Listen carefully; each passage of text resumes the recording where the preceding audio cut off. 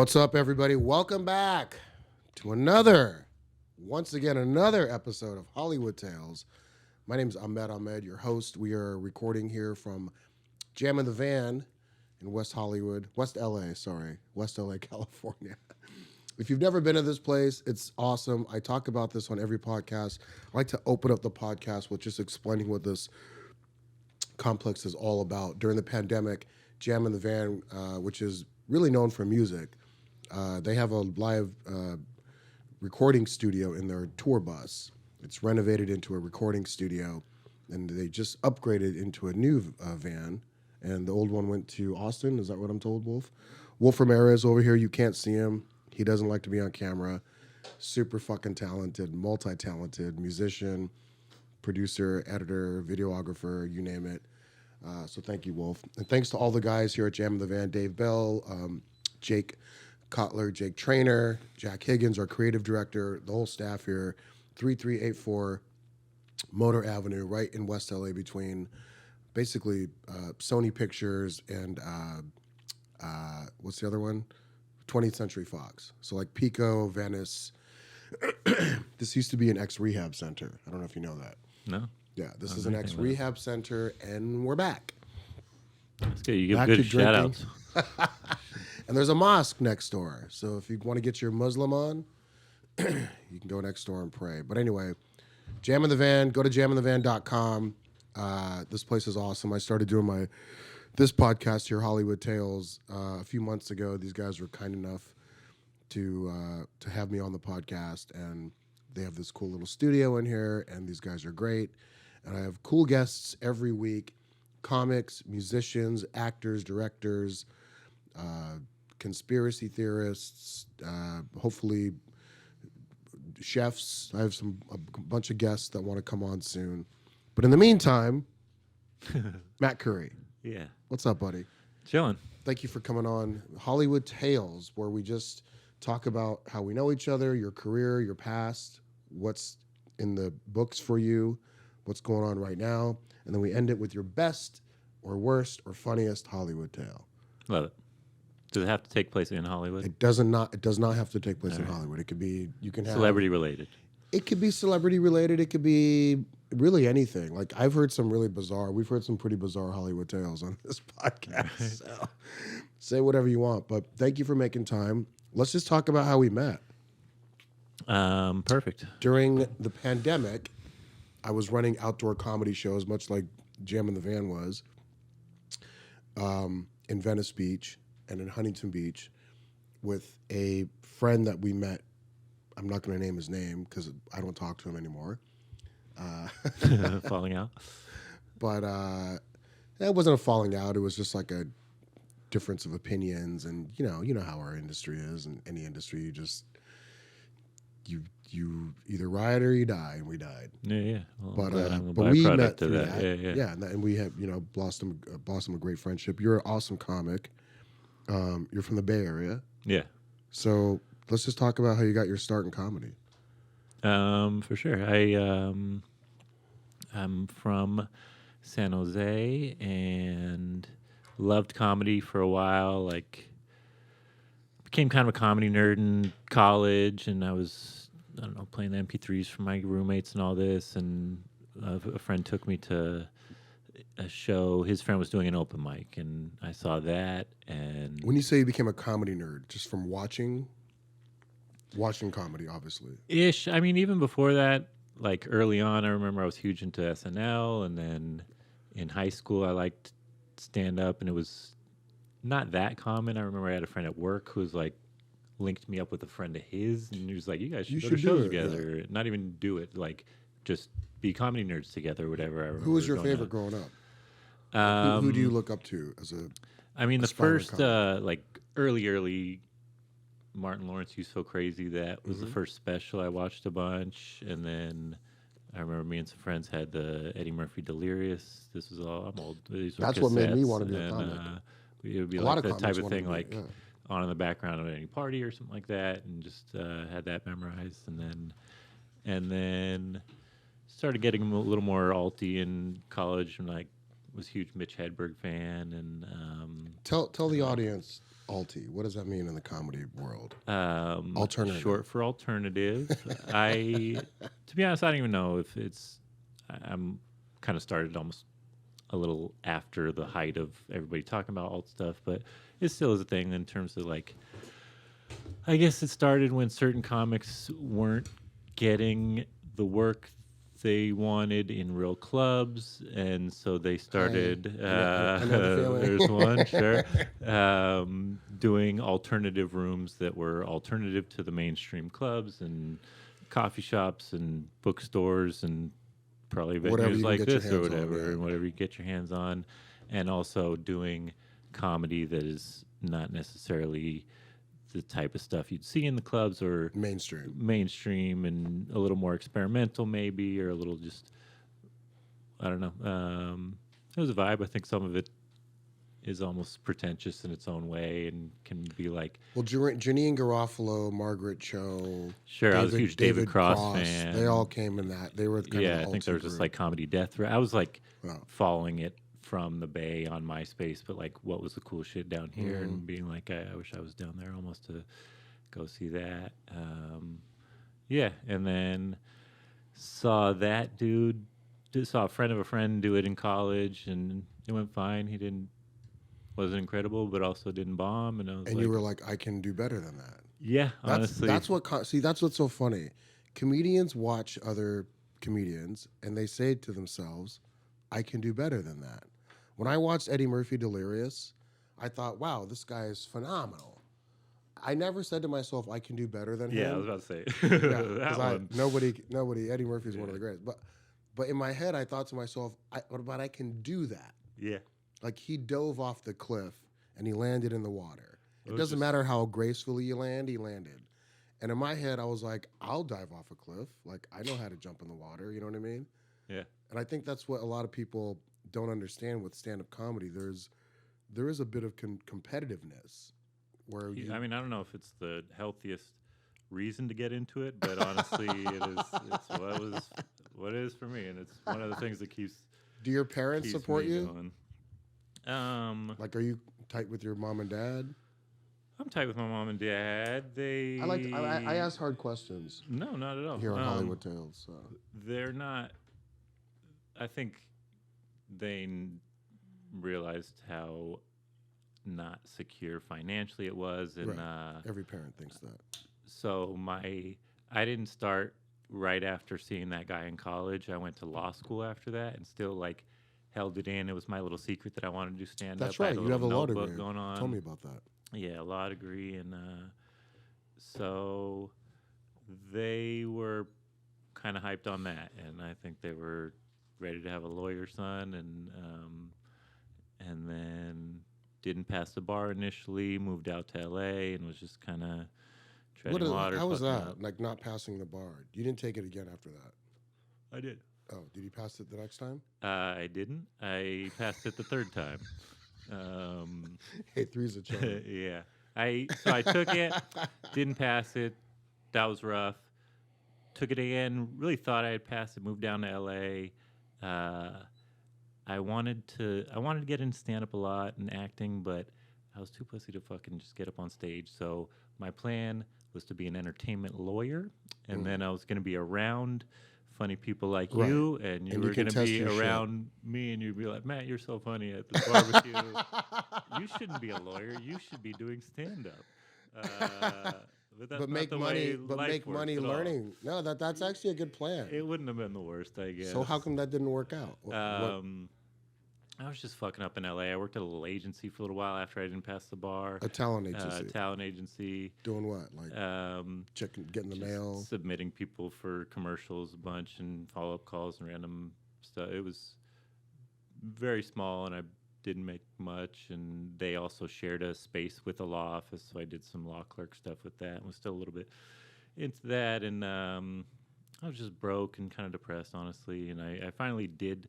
I was working a job also where I sold spa packages. Broke and depressed on the in LA. streets. Imagine that. At a comic. I'm sorry, you did what? You sold. So I was working a job where I sold spa packages. Where I don't know if you've ever been approached in the streets and someone. It was pretty wild. I like kind of a want to day wrote spa.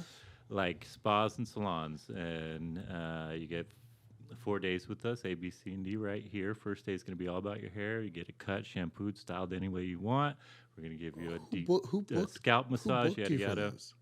So it was a marketing company, and they would do deals with these spas and salons, and they would give the shit for free, but to get new customers, and we would be just Like out on the busting into street, on the hustling, streets, into barking? offices. No You're just way. trying to get past Really? secretaries, getting kicked out of malls. This is after Oof. like graduating from law school. I'm I getting didn't kicked know out of malls this. and shit. How old are you I'm when in this is? my early 20s, mid 20s. I didn't know Once in a this while, I about would end you. up like just talking with someone about it. They'd be like, "Why don't you just go be a lawyer, you fucking idiot?" I have a lot of friends, like who I've known for a while, and friends I've just recently become friends with, like you. But you think you know somebody, like you think you know people, and then they come on my podcast, and I always hear like the most random Yeah, stories. podcasts are rad like that because I feel like sometimes you end up, even in a car or something on a long ride, it's just weird to like really tell me about yourself on that, But on Yeah, you here, have you're to doing be. it. Yeah, if you're a road dog and you're sitting in a car with somebody for like more than 3 hours, you kind of get to know them. I think a little bit. Yeah, but also like you can be comfortable in silence for a while or something. Yeah. But here, we're just you end up getting to know some people that you might have spent time with otherwise, but not the same way. I So like it. then, so then So you do the spa so I'm doing that thing. job anyway. It's entertaining but depressing, and one of the people at that job did stand up out here. Went and saw him. Um, again, did pretty good, but also competitive. Like everybody, Daniel's the funny guy in the office, and I'm Yeah, like, I'm funny too, yeah. He guys. told that joke at the water cooler, and Yeah, well, he was everybody a got very it. outgoing, like a lot of characters guy, big Yeah, personality. I'm a little more laid back, and you're super laid back. yeah, and but then He goes, fucking yeah. that night I went on Craigslist looking for like a way to do comedy, and I signed up for a bringer show basically. That was a few weeks later. It was at the Comedy Store, so that was my first time on stage with the main stage of the Comedy Store. Um, and it honestly went well. I had been keeping a notebook for like 4 years, so I had some Yeah. jokes that were kind of good actually. That I You're a ended really up good doing for a joke while. writer. You have great perspective. You see the real, like when you talk about the silver lining in life. This guy really like sees the silver lining if you listen to his jokes and stories. And you're getting a lot of hits on TikTok. I saw you have like millions of I appreciate it, man. views and shit. Like you're blowing Hey, I up. Hey, appreciate you in general. Just you've always been very supportive you're funny, and dude. very complimentary, and it's things like this keep me going. I've been Hey, man, it's a since my pleasure. comedy nerd days. I've known about you and been a fan, and Oh, so dude, I'm a huge fan of um, yours, Matt. thanks, Matt man. Curry. Follow him on Instagram, Facebook, TikTok. Yeah, I It's appreciate it. Curry, like Yeah, Curry, yeah, like Curry, or the Indian basketball Curry. player, or the Yeah, Indian Matt shooting Curry. Curry, whatever. Anyway, Yeah, TikTok's one. but I think part your of it, humor. I have um, I work in schools, and so I have that That's experience, right. and a And you lot of the teach what TikTok. fifth grade, I think. I've taught everything, but I've taught mostly high school actually, and like eighth grade was the last thing I taught the last You six must be months. patient because I don't. I would just tell a kid like, "Hey, lock it up and sit there." You know what I mean? I don't. I'm a different. You'd be surprised seeing me in a classroom sometimes. I know I have to like take control of the situation, or they'll run all over me. So I'm Yeah. a little. My voice is a lot more like crisp and loud or whatever with Right. but I am pretty patient. You have to pick your battles too. You're gonna fucking have them all hate you, not respect you if you don't like if you attack them over everything. So Yeah. and also I'm doing a lot of long term gigs where I'm coming in. They're already like 6 months They into know you. You have established a relationship. well that, but also situations where they don't know me, but they've already kind of established their own sort of culture type thing. And for me to come in super heavy handed Like a sometimes, or you got to substitute meet. teacher, you mean? Or Yeah, I don't have a full on credential. oh, oh, So when you every said long time term. yeah, but I'll still do like 6 month jobs and stuff like that because I've even worked for like 2 years straight as a math teacher before, and I've Right. done special ed. So anyway, brought it up because some of my joke, the first one that blew it up on TikTok was about subbing and hearing the N word in class and yada yada, and have a little twist at the end, but ended up getting like 3.5 million views in 3 Did you days. just skip over the N word? I'm sorry. I mean, I could go over the premise of the joke or whatever. Just but go on TikTok. Go online. Just Like, find go it on on shit. TikTok. Yeah, but it went big. It's at like 4 something right now, but it was mostly 4 I million. think it's at 4.2. What are- 4 something. And what are But, the comments? What do people That's say? why it was so engaged. Everybody was very complimentary to me about it, actually, which is cool. But people are arguing online. But right? everybody, it became a forum on who gets to use the N word when. And it's What's the interesting. joke? Can we pull it or not pull it now? But can we add it at some point? Yeah. Please insert N-word joke. from Premise is TikTok. basically I teach in South LA. I'm a white guy. I'm in a classroom full of black and Mexican kids. I hear, and we're getting thrown around a lot. I know I'm not going to say it. I know I'm not going to tell black kids whether or not they can say it. Not really sure what the rules are with Mexican kids. And they say it also a lot. And then at the end of the joke, I say I usually end up looking close to black kid too. I'm just fucking. And there's I don't know what to tell you, man. I'm He said it. Fortnite. But yeah, a lot of arguing. But people got historical. People having like 2-week long Oh yeah. arguments with Oh, each yeah, other yeah. on it. I posted. I just I'm trying to get him on this podcast. He's so busy. Bobby Ulrich. He goes by Bobby U. And he met Craig Shoemaker, who needs to come on the podcast. You know Craig Shoemaker? Craig Shoemaker's a legend. He's a comedy legend. He's like an anomaly, this guy. Just go to craigshoemaker.com, Craig Shoemaker on Instagram. But he introduced me to this social media like influencer kid, like up and coming comic named Bobby Ulrich. Okay. And he's like a YouTuber and like used to live in like the YouTube homes and like full blood, like 25 years old, like super like YouTuber. Jake Paul style or whatever. Yeah. But he knows how to cut clips in a weird way that catches people's attention. Yeah. So he cut a clip up for me and subtitled it. And it's a joke that I do about how the aliens didn't build the pyramids, the Egyptians didn't, it was the Jews. You know the joke. Yeah. Always taking credit for everything. It was very sarcastic and like, tongue in cheek. But the comments, bro, everybody's a historian. Everybody read the Bible. Everybody either loves or hates Moses. The Egyptians are from North Africa. And like, I'm like reading this shit like, we should take notes. Yeah. So, people really but got at first I got a little defensive. Like, hey, if you don't, people were like, educate yourself before you do these jokes. And I was like, watch stand-up comedy before you watch these clips. You know what I mean? Yeah. Like I was like being a little tongue-in-cheek back. But then I just answer every reply with, thank you, professor. That's not bad. That's it. Or counselor. Yeah. Thank you. Thank you for your words. Because I that's just all you can don't say. wanna, You can't like- fight. The internet always wins. It's good to engage at the beginning, I think, if But then you you gotta care back about off. trying to like get yourself in the algorithm or whatever. But how many comments did you have? Well, that's what I'm saying. At a certain point, like Like it's 10,000? so time consuming, and it's Yeah. so like About how many? 4 million views? How many views? 4 million, you said? Yeah.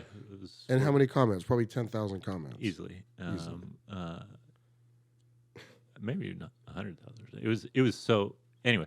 And you're managing it. You don't have an assistant or. I know. I wasn't. It was just a trip that I had.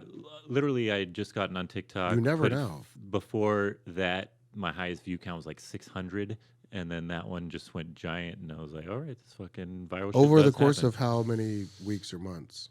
That was like the 5th or 6th video I'd put up, and they were just stand-up clips. No, but I'm saying like the one that popped, the one with 4 million. The most. I mean, the ones with 4 million. that didn't go overnight. That was like a few weeks. It went overnight as far as like literally overnight. 3.3 million in 3 days. Oh, And wow. those first couple That were is like that kinda for- overnight. It was like every second. It was like another. I got to start 10 doing jokes something using the thousand or N word. I was saying.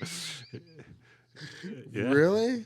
It was wild. It was Dude. people. My brother lives in Germany. I thought you were gonna say like 4. So this video that I just. Sorry, go ahead. Your brother lives in Jersey. Germany, Oh, Germany. Sorry. and I thought friends you of said his were Jersey. like, "Is this your brother right here?"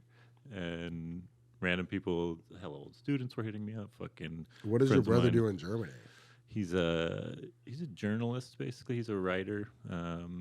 He's And they just smart. He's like just based out of random people went up to him in Germany and were like, "Is this your?" well friends of his who are also like, but happen to be on TikTok and That's awesome, were dude. saying it like that. And yeah, fucking your life's about to change, buddy. Not really. I don't know if I. So read the do way you? it's- Doesn't TikTok pay you at this point? Don't they start? I could. I don't think it's that big, and I'm just Take not it. organized with my shit. But Find it, yeah, dude. I had Find another one. find I'm a close to a person. million on Find this last one. find a and person I that'll need to- manage your shit. TikTok, Instagram, Facebook starts paying you. YouTube too. If you Yeah. get certain amount of clicks and people are viewing your shit, Yeah, yeah. right, Wolf? Right? I do have a thing. You're not on social media. He's like, fuck that. Does Jam in the Van have a YouTube? I know they have like TikTok, Instagram, whatever, but I guess that's I should ask corporate about this. You guys get paid, right, for clicks, or people are watching your stuff, right? This episode Yeah, it's all about goes on your monetizing. page, or both you and Jam in the Van. So I'm a This part this of the. episode's gonna get a lot. It's gonna go viral. I feel like. I hope so, bro. Yeah. For sure. This place has been magical for me because Jam in the Van is like it's the island of misfit toys. So when you get kicked out of Hollywood, they accept you here. I will say, walking in here, it's a dope setup, but it's Wait till you also go way more upstairs, the green professional room? than it's like combination. There's weed all around. Oh, and no, this fucking place- a cool ass stage and all that in the back. And- But also and- like people doing some work in offices. And shit No, like people that. are Like, working, look but at it's like 420 friendly. It's kind of like, you know what you get when you're walking in. That's right. I think it's cool that it's an ex rehab center. They have interns and live shows. Like it's a really cool multiplex of like, if you guys haven't been here, jaminthevan.com, 3384 Motor Avenue, West LA. I love to plug things. I should be a advertising announcer. You would have been a like, good little fucking Mario Lopez on Extra or something like that. hey guys, if you All right, want now the Pittsburgh. hottest tips, All right, no, follow me. Yeah, No, I was I don't have the energy extra for and that. extra. Extra. You know that show, yeah. And Mario Lopez, I will say, I left that experience like he's a fucking pro at that because like Bro, he got every take. I have exactly nothing and just bad- So energy. I have and was nothing just like, bad to look at say you. about Mario Lopez. I was a big fan of his on Saved by Wait the till you hear Bell. my Hollywood tale. Do you have a Hollywood tale of Mario Lopez? Who knows? I fought Mario Lopez. So, did you really? No, I wish. Oh, okay. Like, I will. see that? Now the demons come out on the Hollywood Tales podcast. So, moving forward, you're in San Francisco. You come to LA. You're working at the I'm working at whatchamacallit this thing, but full time. Like, you're thing. doing comedy pretty much full time right now. Now, back then, so I did this little bringer show. I started doing those maybe once a month, and I was just in a bad place in LA, and I just And when you moved say back bad home. place, what does that mean? It means I was barely making rent every month, and I didn't get laid in like a year. That's a bad And place. In my And, mid 20s, a decent. If you're living in LA and can't pay rent and like have sex, you should just leave. Yeah, in a very like I've been there. cool yeah. area and not that was me last expensive week, rent really actually. actually. It was just like just struggling and but comedy honestly kind of brought me out of it and gave me a little purpose or whatever, and then fucking moved home, took the bar exam again, started teaching The third time, third and time. then you passed it. I did pass it with some weird just maybe I just needed time off or whatever, but You needed time off from LA. yeah. LA's draining. isn't it? I don't know if I just needed to have that first experience and fail once, and I honestly I felt bad when I did it. I got a bunch of tickets and my car got towed, and then because I didn't have the right registration, they were still sending it to me. It got towed again. I was just like, that's it. I'm not gonna. I don't mean to laugh at you. I just feel like I've been there. Like, yeah. We've all been there. So I just had to go hit reset and go home and did that. But that was the best thing for me in terms of like, this is not, I don't think, the best scene to start in. Yeah. Maybe it probably would have been better back then, but. And this is what year? This is 2011, I'd say. Oh, okay. So not that. I mean, that's far back, but not that. Where was I in 2011?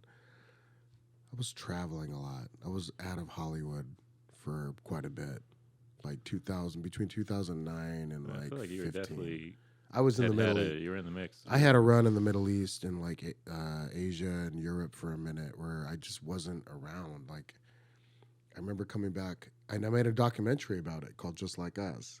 Were you living in hotels, kind of, or did I you was have just like a home base? I would go for like a few weeks or a month and then come back for like a couple days and like do my laundry, pack my bag again, and like out the door again. You know what I mean? Yeah. And I remember going. I would pop into the comedy store, the Laugh Factory, like in between, just to pop in and show face. You know, because out of sight, out of mind, right?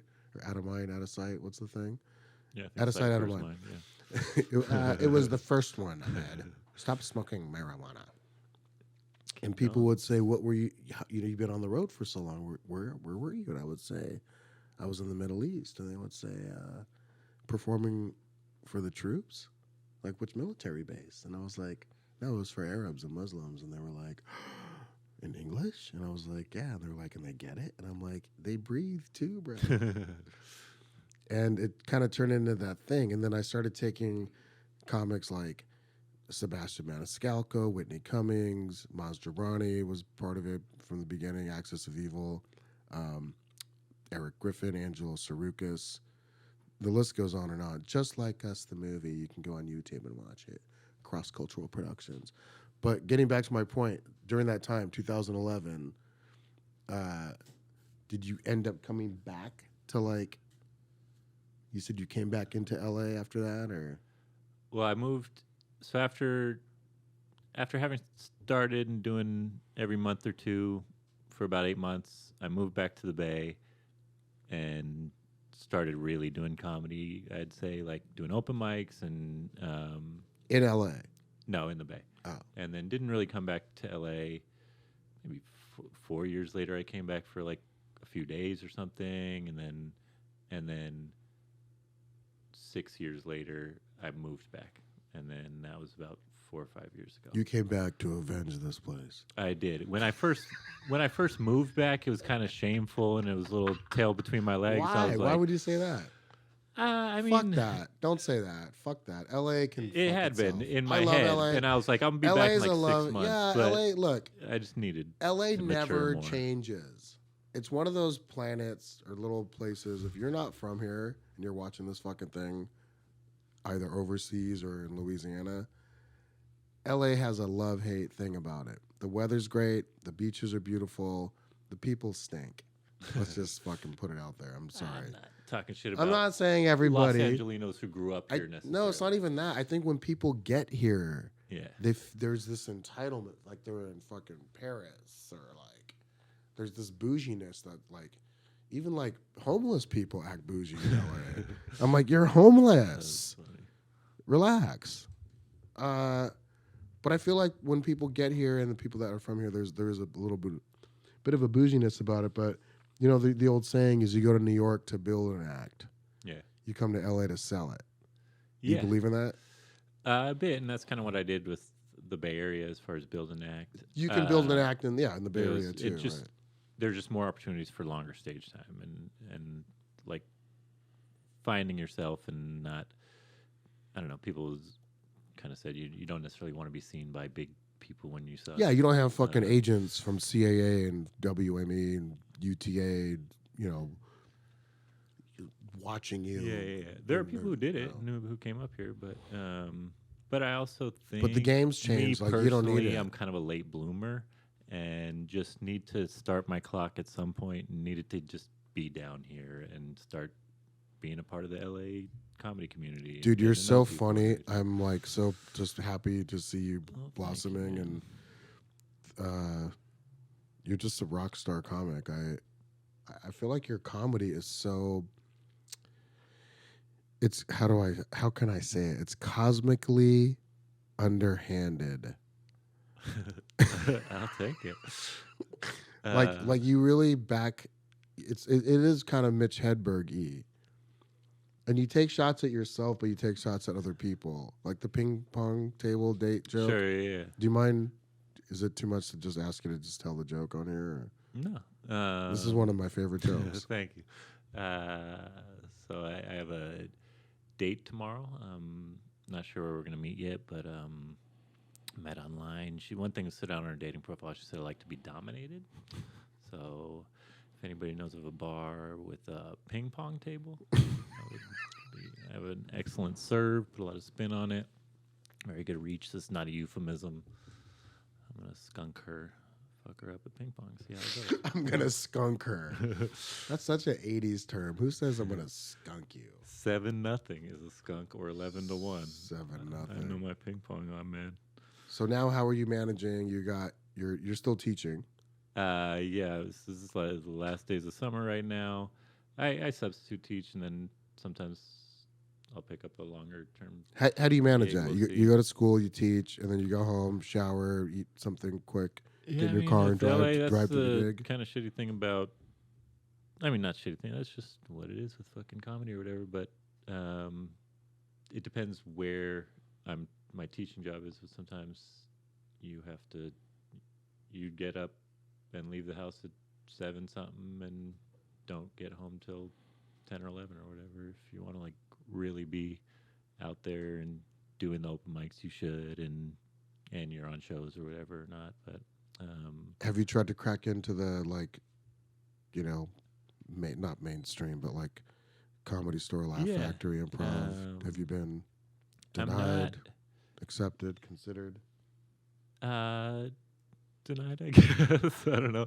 No, Me too. everything's, How about banned? I've been banned from both of well, them. there you Two go. clubs. I'm not there yet. I'm not. I'm not. I like I don't how you know. go. I'm not there yet. No. I'm trying. Ahmed, So the look, fucking. You've pissed off a lot of people, and I'm not banned from places. Well, your name is on the building at the Comedy Store. You're and you're welcome. a person who For some fucking reason, has they done won't it. take it down, but they won't let me perform there, which is an oxymoron. Well, Don't you I think? feel like that means your name's on they're the they're wall, but leaving I'm the not- door open. They're leaving the door open. I don't know if they'll take You know what? anybody's Excuse name me, counselor. Can you help me with this case? 'Cause when I get in I there, love the buddy. Comedy Store. Look, I've tried to tip my toe back in there, and I just feel like there's a little bit of a resistant wall. Probably because a lot of comics who perform there don't like me, Okay. and so they just don't. I wouldn't like me either. I mean, look at me. I'm handsome, tall, charismatic, funny. Yeah. I have a podcast in an ex-rehab center. Joking. Killing it. No, it's just, yeah, I love that place. Mitzi Shore was the one who, christened me. So Yeah. No, it's like it was the first place I went. I was there last night just to But it go is a- support, and I'm it's a- trying to. But it's a club, though. I every mean, that's a comedy little club bit of is- part of It's a club. It's a comedy fraternity. at where my Right. level is. There's no application, and just you get it. You just have to sort of like be around a place like that and have friends who are And working also, there, but and have play friends who are nicely there. with everybody. Yeah, And if some people don't like the way you play, and there's in the sandbox, it's easy for them to whisper to the hierarchy and the wolves, and you get you get exercised out. That's just how it works. I don't know if that's It's a how. pack of wolves mentality. Trust me, bro. Get ready for the whole. We'll see. I'm pretty good Speaking at of getting along with wolves, most, but I don't. Wolf Ramirez, our awesome producer, editor extraordinaire, musician. You played at the Troubadour recently, once or a couple times? Just once. He played at the Troubadour. Check him out on Instagram. What is it, Wolf Ramirez? Party Boy Wolf. Party Boy Wolf on Instagram. We're gonna wrap it up here because I got a couple other guests coming in, but I want to ask you what you have coming up, what you want to plug, and then end it with your best Hollywood tale, please.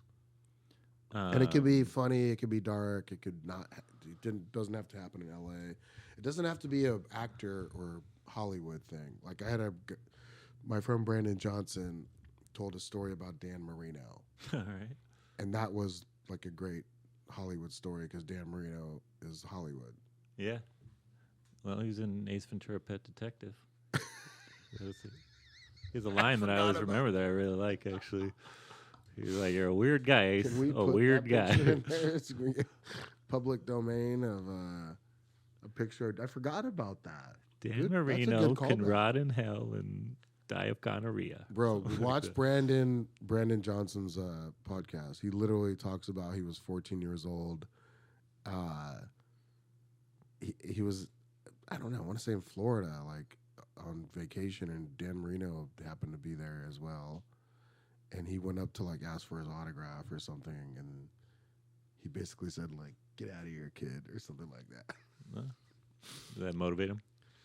30 years later, he ended up being like a Brandon, like I can't remember what he told me, whether he practiced or played for a minute with the Cincinnati Bengals.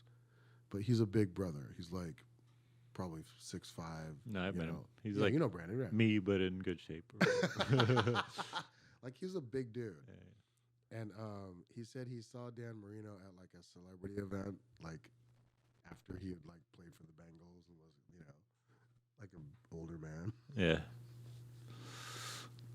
He said Dan Marino walked by and he goes, "Hey, Dan Marino," and he turned around and he goes, "Fuck you, man! I like it. You didn't sign my football when I was 14 or some shit." Yeah. And all his friends were like, "What's wrong?" And I was like, "What's he gonna do? He's an old man." But that was his Hollywood tale, so it's not so anything. All right. Plug what do you have? Whatever you have going on coming up, and then we'll. Yeah. Do me a favor, just follow me on Instagram, Matt Curry Comedy, or if you want to follow on TikTok, I'm Matt Curry Rules. Oh, I'm sorry. With 4 million followers. We're creeping up there. We're more like 40,000 followers, but we're talking views. On Oh, the views. Other one. You have Yeah. 40 million views. Sorry. Yeah. Is I'm it not- 4 I'm not million or 40 million?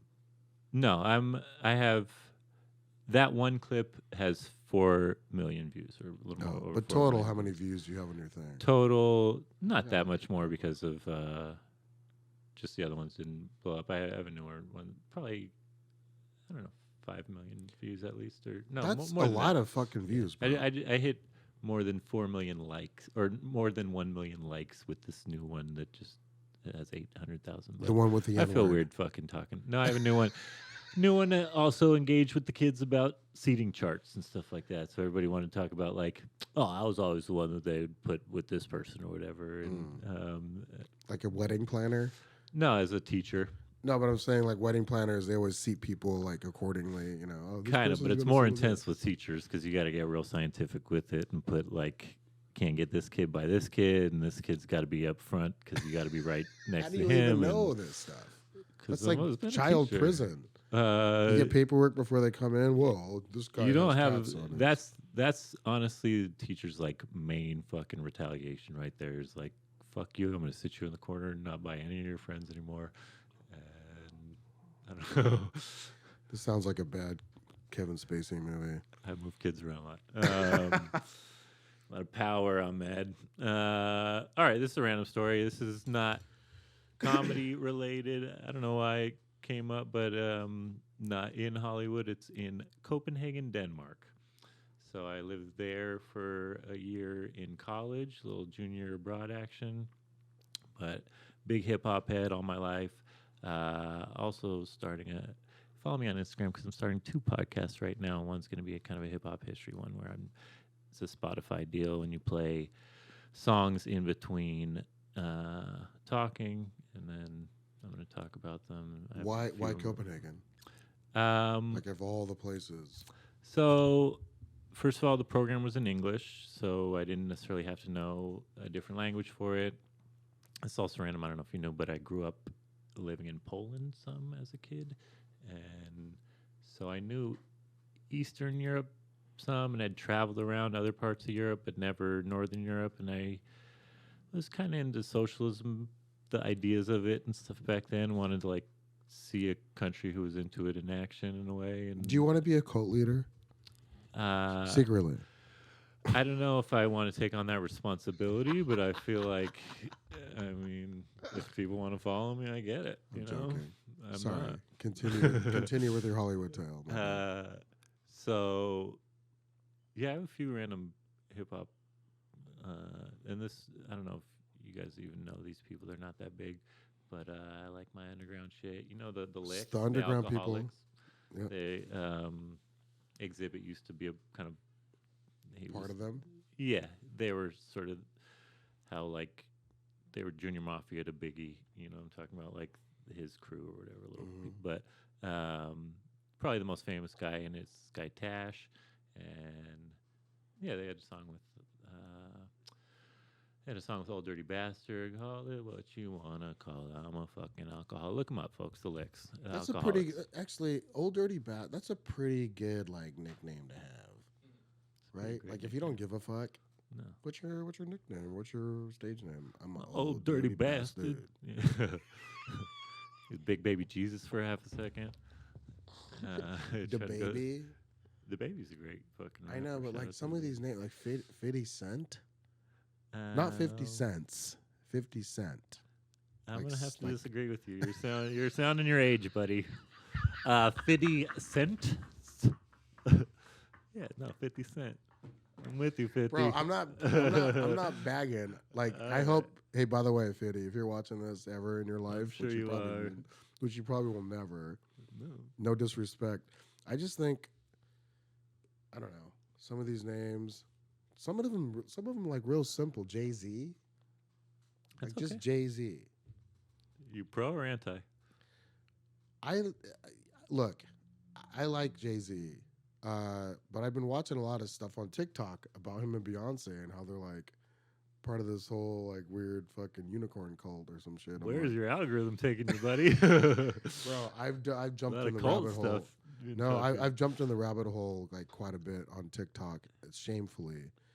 So don't. I spent 6 hours on TikTok one night, Jesus. like back to back. I haven't got even up once looked to on use the TikTok restroom. As far as trying to get Dude, on but it was a lot I've of it been was like spending a lot of time. Yeah, keep going. I'm just saying, like you can go in, cops on TikTok, Yeah. food recipes. I don't watch like the twerkers and the chicks. Every once in a while, like if a hot chick is like, boom, and she does her thing, I'm like, okay, I like it, and keep going. Don't worry But about it I'm all. really getting into like cops on TikTok, food like recipe, like how people cook stuff, and they show you like how they cook Yeah. stuff. Some of them's like overrated, not that great. A lot of like conspiracy UFO shit, what the government's hiding, stuff like that. You know what I mean? And I just get lost in it. And I watched. It's a good I counted. generation. I for watched. us I now watched as far as- 340 videos All in right. one night. That's too much. Yeah, I'd say so. So But anyway, whatever, live your life. Fucking everybody's doing it. There's a reason it's so popular. I guess China's taking over. So just to wrap up your Hollywood tale. So, went and saw the Licks at a club in Copenhagen, and a bunch of Danish hip hop heads there, blah blah blah. But they're liberal about sex there, but when they dance, they didn't know how to freak each other and grind or whatever, you know what I'm talking about. They all, my friend was like, they all look like they're at a wedding, is how he would describe them dancing. But I just snorted. oh, good. You know what freaking and grinding is? Grinding, bump and grind by the now canceled R. Kelly. So anyway, they had a song where they wanted girls to come on stage, and we had some Americans with us. One of those girls was pretty hot, half black chick, and she went on stage and she was dancing with him. Pumping Yeah, and grinding. and he was Freaking and grinding. he was into it and wanted us all to come, and was stoked that we were from California. Actually, pretty much all of us were in the UC system, and so he was like, "Yeah, come back to the club, blah blah," and had told the whole concert, whatever, after parties at this club, and the club had him taking care of a couple tables and a bunch of bottles and all this, and we were there, and then my buddy happened to just be glancing over at this hot Danish chick, and her boyfriend had like gone to the bathroom or something, and then he came back, and then he was like, I don't know, he was unusually aggressive for a Danish guy, but he was like, oh, what the fuck you looking at, or something like that. And then he was like, oh, look where I want. My buddy was like, oh, look where I want to look, or something like that. And then the guy got up, and he was huge. He was, and then he started. How tall are you? I'm 6'6". Yeah. This guy was not quite my height, but a lot Bigger than you. bigger than me, and like bodybuilder type or whatever. He was a big. He was actually like Turkish or something, and then he got up real quick, like he wanted to do something, and then Tash from the Licks got up real quick, and he's actually pretty big too, and just started. He got up on the couch that we were all on and started pacing, and then he was. How tall is Licks? Or was it His name's Tash. Tash from the Licks? Probably like 6'2", 6'3", I'd say. Oh, and the guy sweating you was how tall? I'd say 6 foot or something. But so why did he get on the couch? Just to kind of flex his. Yeah, I guess so. And he started pacing. And I forget what he was saying. Yeah, but it. This is my couch. and then it's not that great Hollywood tale now that I look back at it. I've told it a long ass time. But the fucking security took the other dude out, and then my friend ended up hooking up with Tash and going home with him. And then we were in the corner, and all these Danish people kept coming up to us like, "It was such a great show," like we were a part of Licks, and it was a pretty great night. And I ended up getting taken home with by a little Danish lady myself, and all was well in my world. It was a fun little night. Thanks, Tash, for fucking having our back. That's a great Hollywood tale. I'll take it. Well, we're going to wrap it up. I thank you for making time. Any last words? I'm good. Thank you for having me on. Could I plug a product? Of course. They even worked with Jam the Van before, but yeah, I work with Grass Door. It's a weed delivery service here in LA and in the Bay Area. And I'd encourage you to use them. There's a promo code you can use, Curry.